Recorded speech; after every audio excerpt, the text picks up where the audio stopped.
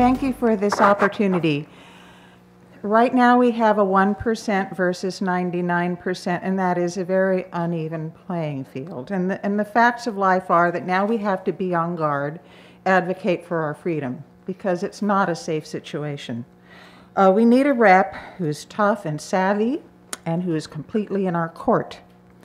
Lynda Hopkins, what experience do you have with elected positions such as board of trustees, business groups, etc., or advocacy groups, or with organizing communities? Thank you.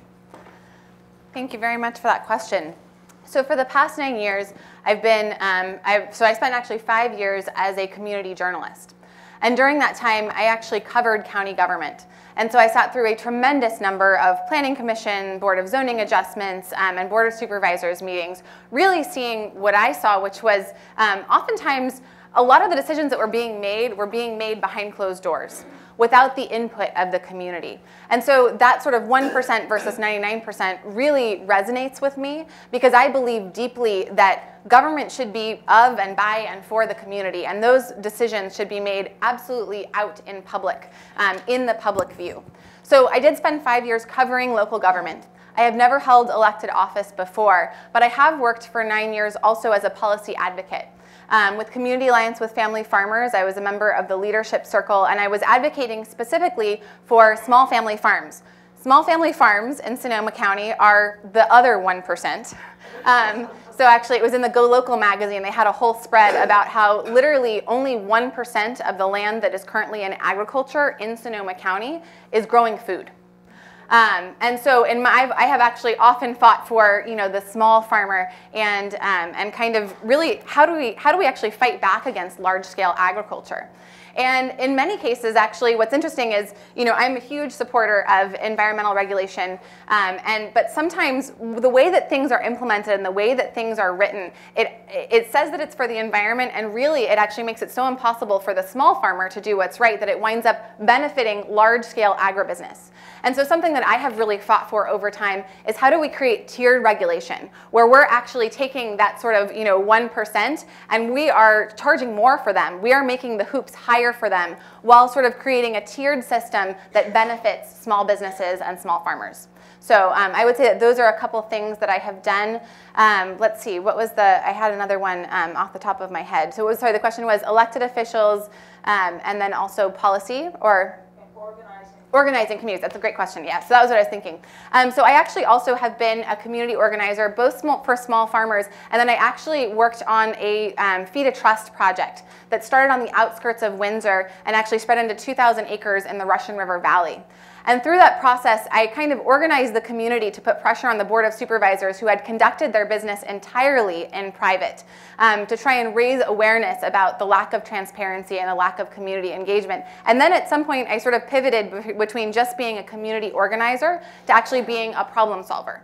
And so I brought together very, very disparate communities. We actually had 4 different levels of government. We had Feinstein's office, Huffman's office, the County of Sonoma, the Town of Windsor, a sovereign tribal nation, some angry neighbors, some reasonable neighbors, and I was in the middle working with all of them. And we actually achieved sort of a mutually beneficial agreement and compromise and mended the fences that the county had actually broken.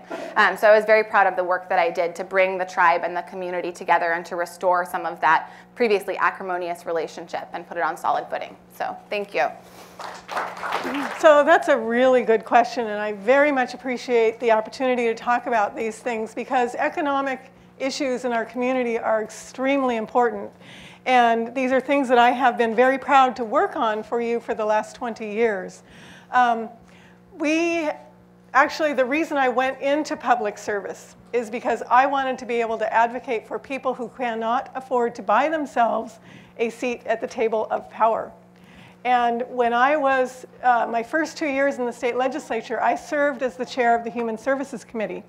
So human services were things that I worked on, including in-home supportive services, which is a program of in-home support for disabled people and for seniors. Foster care is something I've worked on extensively during the 10 years that I was there. Food stamps is a program that Governor Schwarzenegger tried to actually shut down when we were trying to balance the budget in the Great Recession. And these are all programs that the state funded, and I was responsible from a policy perspective and a funding perspective, but these are also programs that the county administers. So I am able to understand these programs from all different perspectives.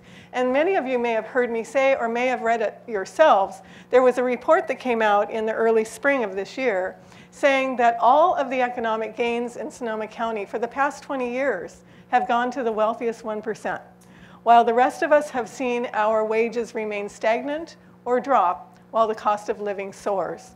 And so you might ask a very legitimate question, what can a Board of Supervisors do about that? Well, there's a lot we can do. The county has passed a living wage ordinance, but it's a very narrow living wage ordinance. And so I would like to broaden how that applies. I think it should apply not only to workers who work directly for the county, but also, since we've privatized so many county services, to the people who work for the county contractors. We can address affordable housing. Again, an issue I think we need to have a very lengthy conversation on, but we need to make sure that we have housing that is available for the people who actually live and work here. And you can't really have a job and raise a family in any kind of stability if you don't have a home. I do have a plan to bring more affordable housing. There's a bunch of different things that we need to talk about, including mandating that developers actually build affordable housing units on site. I also have a proposal to take a portion of Sonoma County's $2.3 billion in pension assets, and instead of investing them in housing in other places, invest them right here. It can be done. It's being done right now in other jurisdictions. It's being done by the nation's largest union, the AFL-CIO. It can be done right here in Sonoma County, and we can build the housing that our workers need.